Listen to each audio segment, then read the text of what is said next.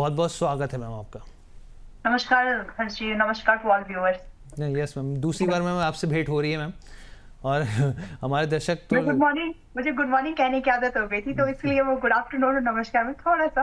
हाँ नहीं मैम, जी। मैं आपको गुड आफ्टरनून कर देता हूँ। Good afternoon ma'am.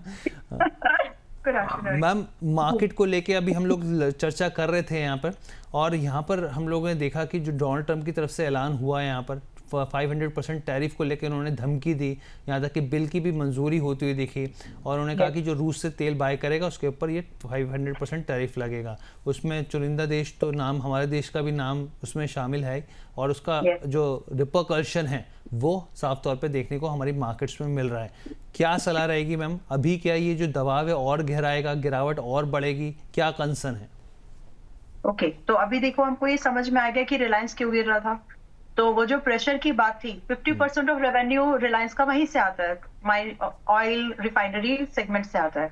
उसको टूटने की वजह, तो प्राइस देखे कहीं ना कहीं पहले रिएक्ट करना शुरू करता है। हम मान लेंगे तो हम उसको विश्वास करना शुरू करेंगे इस चीज के लिए। बट अभी आगे सभी सेक्टर्स पर दबाव बढ़ने की अब और ज्यादा इंपॉर्टेंस बढ़ गई है इस बात के लिए, प्रोबेबिलिटी, क्योंकि अभी तक सिर्फ बातों पर चल रहा था कि होगा, बट अभी उन्होंने उस बिल को अनुमति दे दी है, उसको पास, उसको सैंक्शन कराने की कगार पर आ गए हैं।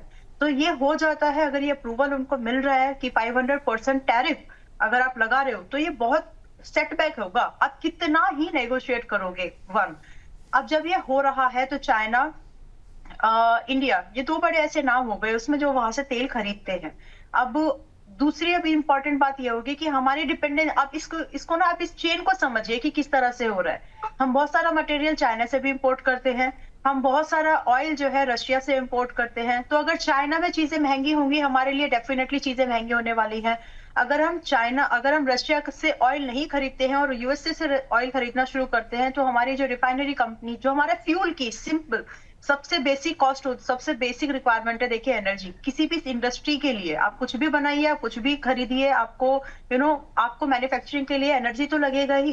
तो वहीं पर फिक्स्ड कॉस्ट बढ़ाने की जब बात हो रही है, तो आपकी प्राइसिंग, ग्लोबल मार्केट में आपकी प्राइसिंग में बहुत बड़े सवाल हो जाएंगे कि आप आप कॉम्पीट कर पाओगे कि नहीं, will you be competitive further और नॉट। तो ये सारी चीजें मार्केट एक्सपीरियंस कर रही है। सो इट इज लाइक कि डोनाल्ड ट्रंप जो कह रहे हैं वो तो कर ही रहे हैं, और जो नहीं भी कह रहे हैं अभी, वो और ज्यादा मार्केट उसको देख पा रही है। उसकी वजह से प्राइस में सेंटिमेंट्स आगे भी कंटिन्यू रहेंगे। एंड हर्जी, I want to add it here, जब अपना रुपया डॉलर के अगेंस्ट में थोड़ा सा 90 के 89 के आसपास जब चल रहा था, उस समय भी मैंने दो चीजें बहुत क्लियरली बोले थे कि ये एक पुल बैक मूवमेंट है, और अगले मतलब होना नहीं चाहिए, लेकिन 92 के पार जब ये निकलेगा तो हम आउटफ्लो फंड्स का एफआईआई पॉइंट ऑफ व्यू से और भी देखेंगे, and that is going to happen. 2026 में बहुत सारे लोगों को लग रहा था कि एफआईआई का इनफ्लो बन जाएगा मार्केट में, but I have a big big doubt कि अभी भी आउटफ्लो नहीं रुकने वाला है, क्योंकि कहीं से भी आपको एक रिलीफ नहीं दिख रहा है। तो आप कितना भी जीडीपी का डेटा अच्छा बताइए, क्योंकि वो आपका इन हाउस डेटा है, आपकी खुद की कंट्री का डेटा है, but the things which are on the global platform वो कंट्रोल से बाहर है, ये सबको पता चल रहा है। And it is not us only, ये इमर्जिंग मार्केट जितने भी हैं, डेवलपिंग कंट्री जितने भी हैं, एक जैसा सा प्रभाव पड़ेगा हम पे। ज्यादा इसलिए जल्दी रिबाउंड हो सकते हैं, लेकिन हम पे ज्यादा इसलिए क्योंकि हम थोड़े से एक्सपेंसिव भी हैं बाकियों से। जी, और ये तो हम लोगों ने लगातार चर्चा करी, अपने दर्शकों को बताने की कोशिश भी करी है कि एक्सपेंसिव हम लोग दूसरे बाज़ारों के हिसाब से हैं, यहाँ पर वैल्यूएशन के हिसाब से हैं, यहाँ पर ये बात फैक्ट है। मैम, क्योंकि अब हम लोग यही समझने की बात कर रहे थे कि रिलायंस की रूट है, वो तो ऑब्वियस है। अब यहाँ पे मार्केट जो है वो पहले से ही तमाम चीज़ें जो है सेंस कर लेता है, पता चल जाती है यहाँ पे। लेकिन मैम, एक और इम्पॉर्टेंट खबर निकल के आई है, और मैं इस सिनेरियो में आपसे समझना चाहता हूँ कि बाजार को कैसे देखना चाहिए। 1 तारीख को बजट का ऐलान हो गया फाइनली, 1 तारीख को बजट रविवार वाले दिन, संडे वाले दिन पेश होता हुआ दिखेगा। अब यहाँ पर जो है किस तरीके से यहाँ पे पूरी रणनीति बनानी चाहिए इसके इर्द गिर्द, क्योंकि बजट है, Q3 के नंबर्स यहाँ पे चल रहे हैं यहाँ पे, और ऊपर से एक बुरी खबर आ गई है यहाँ पे जो डोनाल्ड ट्रंप ने बोला है। तो इन सारी चीज़ों में अगर थोड़े से भी Q3 के नंबर ढीले हुए तो दबाव दिखेगा। और बजट में अगर सरकार की तरफ से, हालांकि सरकार ने बड़ा सपोर्ट किया है लगातार जीएसटी को लेकर, इनकम टैक्स को लेकर, ब्याज दर में कटौती आरबीआई को लेकर, लेकिन अगर कुछ भी जो मार्केट नहीं सुनना चाहता वो आ गया तो फिर क्या होगा मैम? जब 26,200 के आसपास 26,150 पे थे, उस समय बड़ा और लग रहा होगा ये सुनने को, जब मैं वो ये बोल रही थी कि 25,500 तक अगर आ जाए ड्यू टू एनी रीजन तो वहां पर खरीदना है। उस समय इट वाज अ सरप्राइज, मतलब 2-3 दिन पुरानी ही जब बात करेंगे और अभी के सेंटिमेंट, अभी सबको लग रहा है कि 25,500 आ जाएगा, but I had discuss this 3 और 4 डेज स्ट्रेट बैक, जब उस समय ये चल रहा था। तो सारी चीजों को एनालाइज करते हुए, वो अनसर्टेनिटीज को देखते हुए ही मैंने ये स्टेटमेंट दिया था कि 25,500 अगर किसी रीजन से आ जाए तो वहां पर खरीदारी करनी है, अगर आप ईटीएफ के इन्वेस्टर्स है या फिर आप अपनी पसंद के स्टॉक्स को निफ्टी 50 में उठाना चाहते हैं। जी। सो अदर वर्ड्स में यही है कि अगर कुछ भी ऐसा आता है जो मार्केट नहीं सुनना चाह रही है इस समय पर, तो 25,500 तक प्राइस जो है निफ्टी 50 आ सकता है। ठीक है, ये मैम ने देखिए कुछ समय पहले ही प्रिडिक्ट किया था, और इसलिए हम लोग कहते हैं कि आप हमारे साथ अम्बाला मैम के साथ बोनस के साथ जुड़े रहिए। आपको बहुत सारी चीज़ें जो है समय से पहले पता चलती हैं। हालांकि वो बात फैक्ट है कि बाज़ार में कोई टॉप और बॉटम नहीं पकड़ सकता, लेकिन कम से कम जो Yes. चीज़ें जो दिखती हैं सिनेरियो, वो हम लोग कोशिश करते हैं आपको बताने की, दर्शाने की। यहाँ पर एक मैम दर्शक है हमारे, उनका सवाल लेते हैं। योगेंद्र चौहान साहब हैं, कह रहे हैं good afternoon sir ji, good afternoon sir. Arvind Fashion में 500 शेयर्स ले रखे हैं इन्होंने मैम, 528 पर के भाव पर क्या करना चाहिए? क्योंकि मैम एक्सपोर्ट से जुड़े स्टॉक तो टूट ही रहे हैं और टेक्सटाइल की भी पिटाई चल ही रही है। अब अरविंद फैशन में क्या सलाह रहेगी आपकी? मैं एक बात बोलूं कि एक स्टेटमेंट मैं देना चाहती हूँ, अगर आपका रिस्क एपेटाइट बहुत कम है और आप मार्केट में कुछ इस तरह का मूव लेके चल रहे हैं कि आपकी जो भी पोजीशंस है, मुझे नहीं पता, एक सिरे से एक मैं बात कर रही हूँ कि आपकी जो भी पोजीशंस है और अगले 3 महीने 6 महीने वो प्रॉफिट में कन्वर्ट हो जाएंगी, सो यू माइट मिस्टेकन। तो एक्सपेक्टेशन को अगर आप थोड़ा सा दायरा बढ़ा सकते हैं तो डेफिनेटली मार्केट में रिवाइव्स आते हैं, वो ठीक है। लेकिन अगर 3 से 6 महीने के दायरे में आप हर स्टॉक का प्रॉफिट 20-30% की चढ़ावट एक्सपेक्ट कर रहे हो, तो थोड़ा सा संभल के ही एक्सपेक्टेशन रखिए। ये गलत एक्सपेक्टेशन है, ओवर एक्सपेक्टेशन है अभी के हिसाब से। नाउ अरविंद फैशन जैसे स्टॉक जो बहुत ही ज्यादा एक्सपोर्ट पर डिपेंडेंट है, इस तरह के और भी स्टॉक्स पर आपको बहुत ही ध्यान से रहने की जरूरत है, क्योंकि अगर एक्सपोर्ट श्रिंक होता है, इंपोर्ट अगर श्रिंक होता है किसी भी आयाम से, चाहे वो यूएस के साथ हो, रशिया के साथ हो, चाइनीज मार्केट के साथ हो, या हमारी जो दूसरी डेवलपिंग कंट्रीज है किसी के साथ भी, तो कहीं ना कहीं आपके रेवेन्यू के ऊपर फर्क पड़ेगा। उस चीज को समझ लीजिए। और ये फर्क जब इस तरह की बातें आती है ना, मैक्रो फैक्टर्स को इंप्रूव होने के लिए समय लगता है। वो समय आपके 2-3 क्वार्टर्स भी हो सकता है और वो कभी कभी कई क्वार्टर्स भी हो सकते हैं। तो वो चीज की समझ, अंडरस्टैंडिंग रखिए। अगर आप उस चीज से वाकिफ है, देन आई वुड से कि अरविंद फैशन एक ऐसी कंपनी है जिसका मेजोरिटी ऑफ बिजनेस जो है डोमेस्टिक मार्केट से ही आता है, तो बहुत ज्यादा डिपेंडेंसी इसकी एक्सपोर्ट मार्केट पर है नहीं। नाउ इसमें हम करें क्या? एक ट्रेलिंग स्टॉप लॉस मैं जरूर सुझाना चाहूंगी। इसके नीचे ये स्टॉक आपका नहीं है फॉर नाउ एटलीस्ट, जिसमें कि मेरी नजर में वो स्टॉप लॉस है 470 का, और अभी ये 490 के आसपास में है। आपकी बाइंग 528 की है। स्टिल आपको जो इसको होल्ड करना चाहिए वो 470 के नीचे नहीं रखिए। इसके साथ आप चाहे तो फिलहाल के लिए बने रह सकते हैं, बट इट्स अ रिस्की बेट। ठीक है, इट्स अ रिस्की बेट। और एक श्रीकांत जी की कविता इन्होंने लिखी है, कुछ पंक्तियाँ इन्होंने लिखी हैं कि देख कर धुंधली सी ताकत हौसला हमारा कम नहीं होगा, अरे झूठी आंधी से वही डरे जिनके चिरागों में दम नहीं होगा।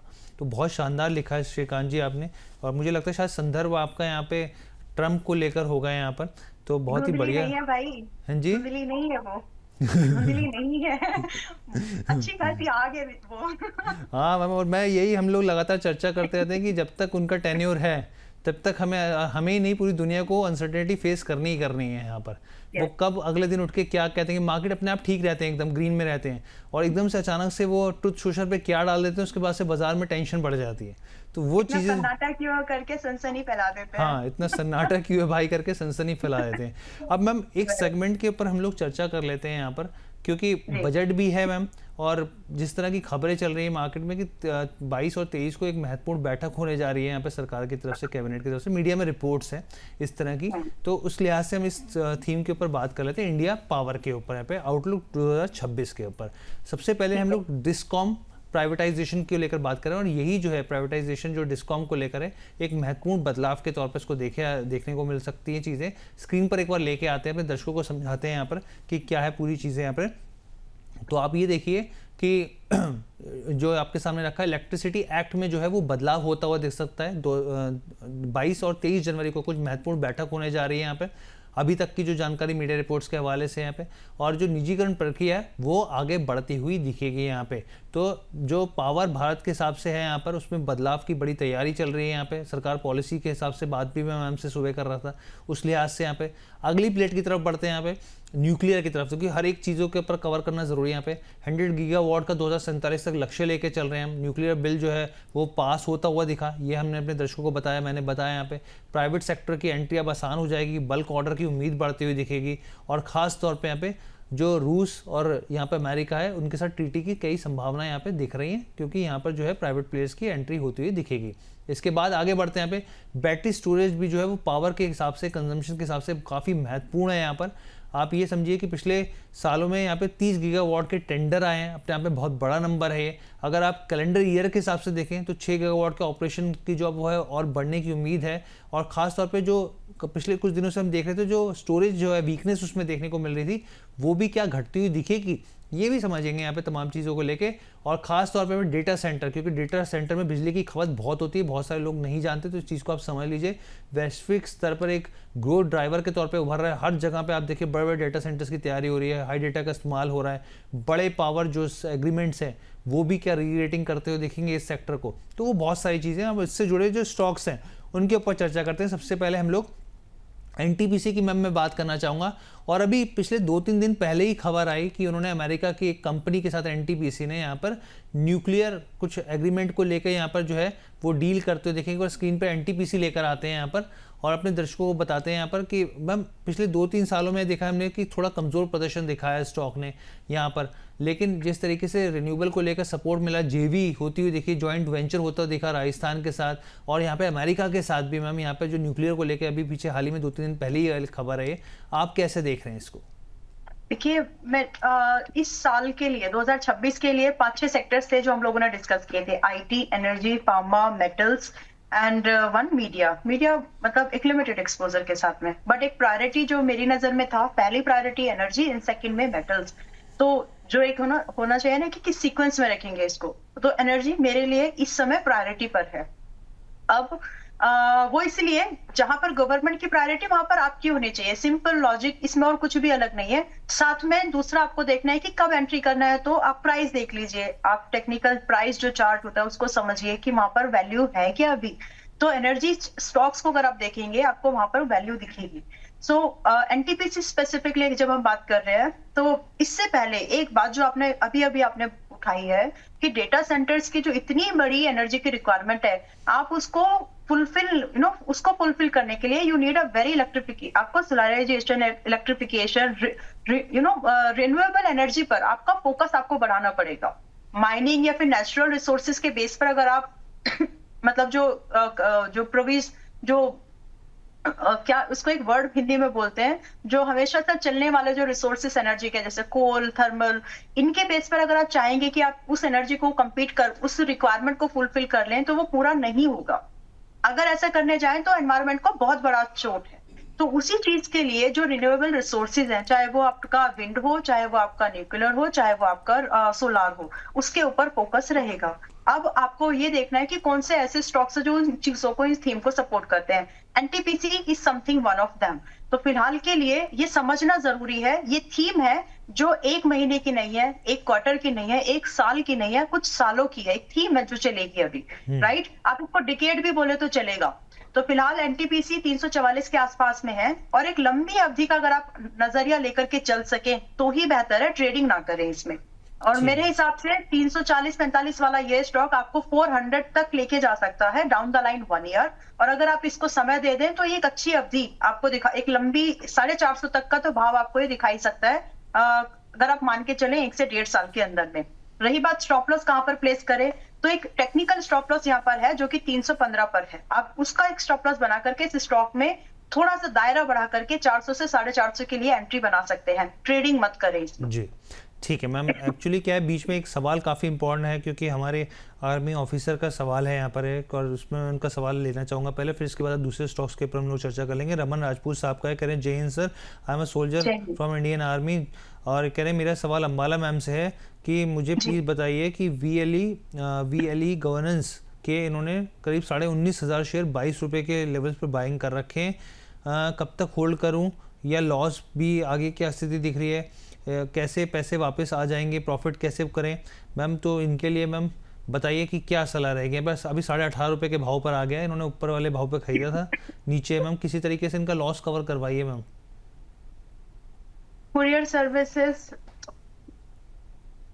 ओके, इसमें तो नहीं होगा, मतलब it is a kind of a dead fish, ठीक है, तो हैव टू एक्सेप्ट दिस। आप दूसरे, अगर आपके पास में समय है तो आज जैसे हमने एनटीपीसी के बारे में बात की, एनटीपीसी समथिंग जो कि रिवॉर्डिंग स्टॉक बन सकता है, आप उसको एक बार जरूर देख सकते हैं। So what ever funds you left with in this stock, आप चाहें कंफर्टेबल हो तो आप एनटीपीसी या एनटीपीसी के जैसे इरेडा इन स्टॉक्स में डाल सकते हैं। मतलब एक सिंसियर सजेशन तो मेरा आपके लिए यही होगा, अगर आप मानते हैं तो।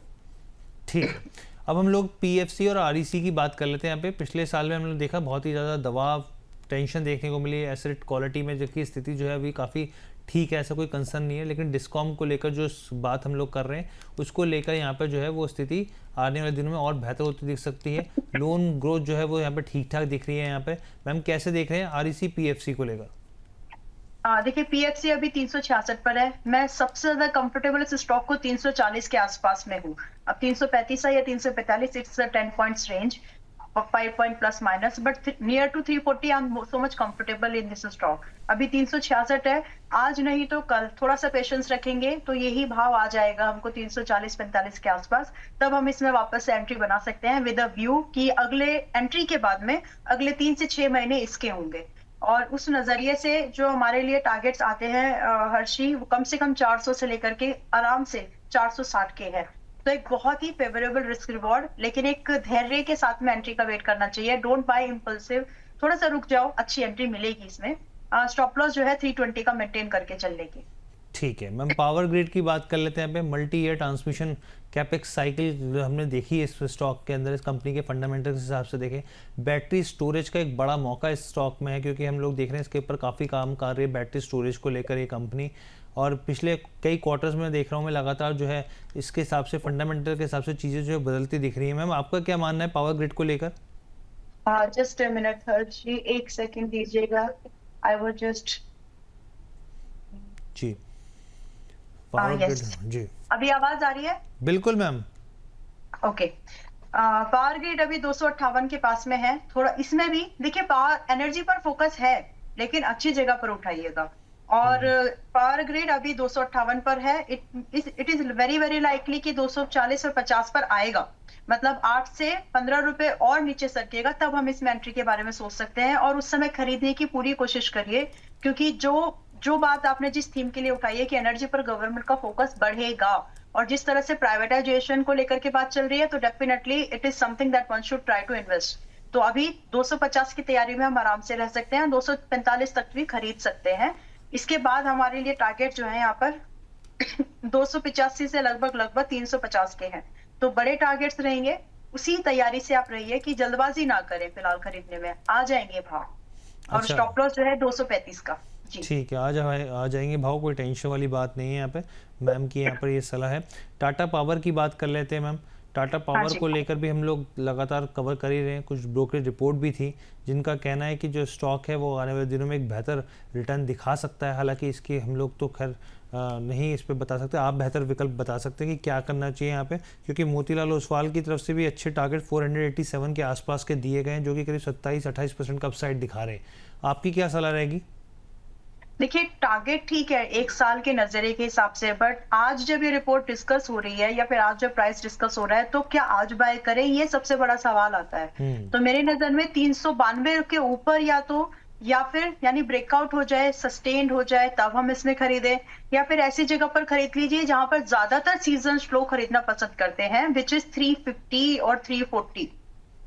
तो आप रुक जाएंगे, तो मैं फिर से वही बोल रही हूँ कि ओवरऑल एनर्जी इंडेक्स जो है आपका निफ्टी एनर्जी, वो थोड़ा सा डिक्लाइन दिखा रहा है, एंड उसमें जो स्टॉक्स है उन स्टॉक्स में थोड़ा बहुत pull back movement very much expected है।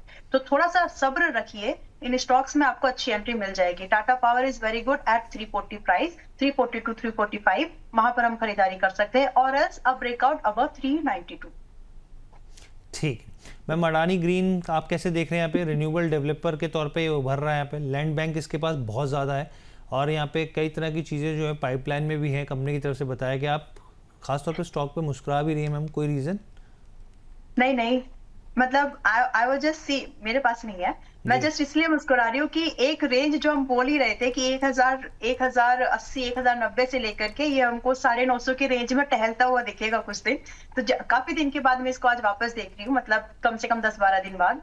तो अभी भी वही है। वही देख के मुझे मतलब ठीक है, इसने कुछ किया नहीं खास वो देख करके। और फिलहाल अभी करेगा भी नहीं। आई मीन टू से कि एंट्री कहाँ पर लेंगे, तो 940 के आसपास आ जाएगा हर चीज। तो 940, 920 इसके लिए बहुत परफेक्ट जगह होगी इसको खरीदने के लिए। एंड जब आप अदानी एनर्जी वगैरह स्टॉक की बात कर रहे हैं ना, तो स्टॉक बिल्कुल सही है डिप में खरीदने के लिए। नजरिया थोड़ा सा बड़ा रखिएगा, 3 क्वार्टर्स 6 क्वार्टर्स का समय देंगे तो ये आपके पोर्टफोलियो में परफॉर्म कर पाएगा। रिस्क कम हो जाए इसलिए बोल रही हूँ बस कि बाइंग अच्छी लो, 940-30 का वेट कर लीजिए, आ जी। जाएगा। जी, आईएक्स की बात करते हैं मैम, रेगुलेटरी अनिश्चितता बनी हुई है और अपने दर्शकों को बता दूं मैं, फ्राइडे पर जो फ्राइडे है आने मतलब कल, यानी कि इसमें जो है मार्केट कपलिंग को लेकर यहाँ पर जो एक फैसला आता हुआ दिखेगा यहाँ पर, वो आपके साथ हम लोग ज़रूर साझा करेंगे। लेकिन तब तक जो है देखिए कंसर्न तो बना ही हुआ है यहाँ पे, ट्रांजेक्शन जो चार्जेस हैं उसमें कटौती को लेकर जोखिम बना हुआ है यहाँ पर। मैम कैसे क्या करना चाहिए आईएक्स को लेकर? आईएस में तो मैं सजेस्ट करूंगी कि इसको करंट प्राइस पर खरीदना चाहिए। यस, थोड़ा सा अगर आप कैश मार्केट में इसमें काम करते हैं तो लिमिटेड एक्सपोजर रखिए, लेकिन अगर आप डेरिवेटिव्स के साथ वेल वर्स्ड हैं तो इसमें स्ट्रेटेजिकली फ्यूचर में लॉन्ग कर सकते हैं। विद फरवरी मंथ का फ्यूचर लीजिए, लॉन्ग करिए। करंट मंथ यानी जनवरी मंथ का पुट लीजिए 150 रुपए वाला, और इस तरह से आप इसमें एक ट्रेड को फाइंड कर सकते हैं। तो दोनों ही केसेस में स्पॉट चार्ट पर जो टारगेट्स बनते हैं पहला 164 रुपए का, और अभी ये 151 पर है स्पॉट चार्ट पर। तो करंट प्राइस बाय करने वालों के लिए 164 is the first target on spot, and दूसरा टारगेट लगभग क्लोज टू 180 का, और ये फरवरी तक का ही व्यू है। इस बीच में हो सकता है कि अगर पहला टारगेट हिट नहीं हुआ इन बिटवीन जनवरी एक्सपायरी होते होते, तो आप एक बार इसको रोल ओवर जरूर कर सकते हैं, यानी आप दूसरा ऑप्शन बाय कर सकते हैं फरवरी सीरीज का। बट ये पोजीशन ही जो है बहुत लाइकली है कि एक अच्छा प्रॉफिट आपको देके जा सकती है। लेकिन कैश मार्केट में एक्सपोजर कम रखिएगा क्योंकि स्टॉप लॉस थोड़ा कंपैरेटिवली बड़ा है। तो वो जो कैश में खरीदना चाह रहे हैं इसको 151 पर you guys stop loss should be at 140। ठीक है। मैम वारी एनर्जीज और प्रीमियम एनर्जीज की बात करते हैं, और निवेशकों के बीच में जो है ये स्टॉक जो है इनकी पिटाई हम लोग देख रहे हैं कि पिछले कुछ दिनों में पिटाई जो है वो हुई है। यहाँ पे पीक मार्जिन से जो है काफ़ी ज़्यादा महंगे थे मल्टीपल के हिसाब से, अगर हम लोग यहाँ पे देखें यहाँ पर, और सोलर डिमांड में भी सुस्ती देखने को मिली है जिसका असर साफ तौर पर स्टॉक में देखने को मिल रहा है यहाँ पे। हालांकि बहुत सारे रिपोर्ट्स भी ये भी कह रही हैं कि Q3 में भी जो है मार्जिन प्रेशर देखने को मिल सकता है। आप सजेस्ट कीजिए, बहुत ऊपर के लेवल से नीचे आ गए मैम दोनों स्टॉक्स, क्या ये यहाँ पर अपॉर्चुनिटी है खरीदारी करने की या फिर नहीं है? यहाँ पे फंडामेंटल्स के हिसाब से भी देखें तो सप्लाई डिसरप्शन है, अभी नहीं खरीदना चाहिए इन दोनों में से कोई भी स्टॉक को। और सप्लाई डिसरप्शन ये बना रहेगा तो मैन्युफैक्चरिंग कॉस्ट जो है वो बहुत ज्यादा इम्पैक्ट हो रही है। जैसे ये बोला गया है कि डिमांड कम है, डिमांड से ज्यादा सप्लाई नहीं हो पा रही है। मैं मेरा खुद का एग्जांपल आपको देती हूँ। अभी अभी हमने वारी एनर्जी सोल्यूशन के रूफटॉप लगवाया। It took us 7 months to get delivery, oh right? तो यस, तो डिलीवरी साइड पर बहुत ज्यादा प्रॉब्लम्स है, सप्लाई साइड में प्रॉब्लम है, मैन्युफैक्चरिंग प्रोडक्ट्स के लिए जो रॉ मटेरियल लग रहा है उसमें प्रॉब्लम है।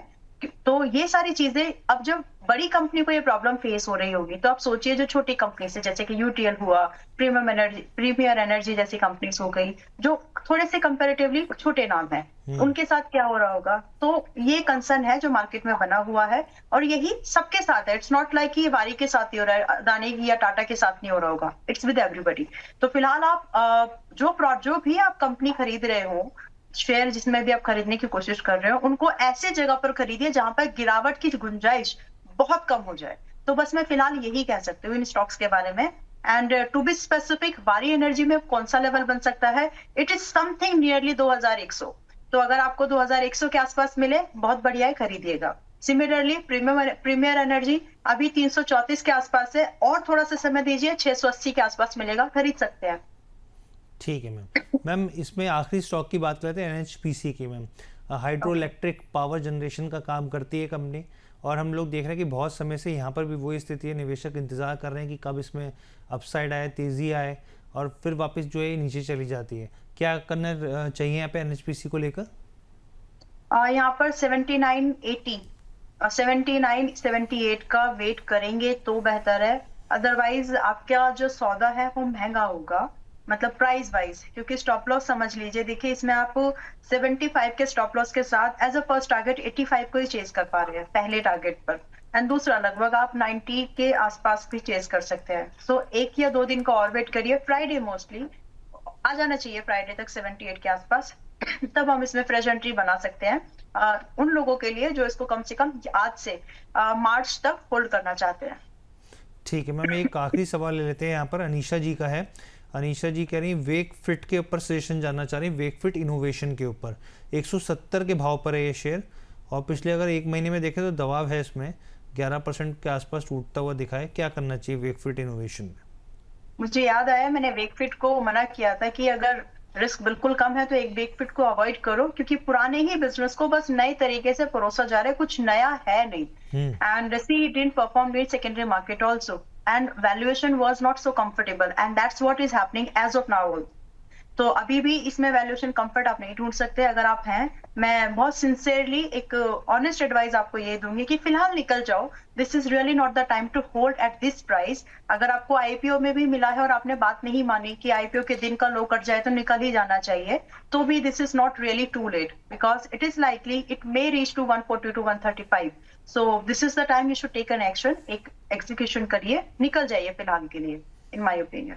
ठीक है ma'am, thank you so much ma'am, बहुत बहुत धन्यवाद, आपने अपना कीमती समय हमें दिया, हमारे दर्शकों को अपने ज्ञान से लाभान्वित किया, बहुत बहुत धन्यवाद, thank you so much ma'am. Thank you so much. आप कई बार ना मिस्टीरियस स्माइल देती हैं मैम, तो पता नहीं चलता किस बात पे हंस रही हैं। नहीं, मैं जस्ट मार्केट को देख रही हूँ, उधर आप भी हैं और सामने उधर स्क्रीन है, तो मार्केट अभी वेल जाते जाते देखिए अभी टाइम है, 1 घंटे का टाइम है। मोस्ट लाइकली जो निफ्टी का सुबह ट्रेड शेयर किया गया था, मोनालिसा की मिस्टीरियस स्माइल थी, मेरी नहीं है। जी जी जी। ऑलराइट, तो हो सकता है कि निफ्टी वाला वो ट्रेड आपको अगर आज ही इंट्राडे में आपको 60 से 70 पॉइंट का प्रॉफिट दे दे तो इंट्राडे में ही बुक कर लीजिएगा। हालांकि जो पहला प्रॉफिट है वो लगभग 100 पॉइंट का है, टारगेट जो दिया हुआ है, लेकिन 60-70 भी अगर मिले इंट्राडे में ही तो बुक कर लीजिएगा, बस वही बताना था। तो 25,900 का लेवल यहाँ पे सस्टेन रहेगा मैम, इंटैक्ट रहेगा लग रहा है? यस, थोड़ा सा और है, शायद 850 तक जाए, टूटना नहीं चाहिए था। हर्षी 26,000 का जो भाव था ना, it was a psychological support, जो बड़ी मुश्किल से इसके ऊपर मार्केट रुक रही थी। आप देखेंगे अक्टूबर का जो सीरीज था ना, 26,000 का बस पड़ाव ही था वो, उसके नीचे आना इट्स समथिंग की बुरी बात है, ये अच्छा नहीं था मार्केट के लिए प्राइस हिसाब से। तो ठीक है, अभी उसी हिसाब से जो जैसा मार्केट है, जैसा प्राइस है, अपने स्ट्रेटेजीज को वैसे ही डिप्लॉय कीजिए। And actually considering this volatility also, परसों भी सेंसेक्स इसीलिए मैंने न्यूट्रल ट्रेड दिया था, and it worked very well. 450 something था, अभी 1000 के पार निकल गया है। एंड निफ्टी का ये ट्रेड भी आपको लगभग 235 की एक कॉस्ट है, ये भी आपको 300 तक मिल जाएगा। तो आज की इंट्राडे में 25,850 एक बार टच हो सकता है, वहीं पर आपको शायद लगभग 50, 60, 70 पॉइंट मिलेंगे, बुक कर लीजिएगा। ठीक है, आखिरी 1 घंटे में जो खेल है उसको लेकर रणनीति मैम ने आपको समझा दी, इस चीज़ का ध्यान रखिए। Thank you so much ma'am, बहुत बहुत धन्यवाद आपका। मैम जाते जाते डिस्क्लेमर प्लीज शेयर कर दीजिए। यस, देखिए जितने भी ट्रेड्स रिकमेंडेशन, चाहे वो ऑप्शंस की हो, कमोडिटी ऑप्शंस की हो, या फिर स्टॉक्स की हो, कभी कभी कमोडिटीज की भी रहती है, तो जो भी है हमारे मेंबर्स के पास भी शेयर की जाती हैं। हाउएवर व्यू जो है सेम व्यू रहता है। And as far as is my personal portfolio, तो मेरे पर्सनल पोर्टफोलियो में ऐसा कोई स्टॉक नहीं है जो आया है, मैंने रिकमेंड किया हो या मेरे पोर्टफोलियो में हो। That's all. Trading and investment are subject to market risk, समझ के काम कीजिए, हर बार ट्रेड करना जरूरी भी नहीं होता, that is also a trade. Thank you so much ma'am, बहुत बहुत धन्यवाद हमारे साथ जुड़ने के लिए।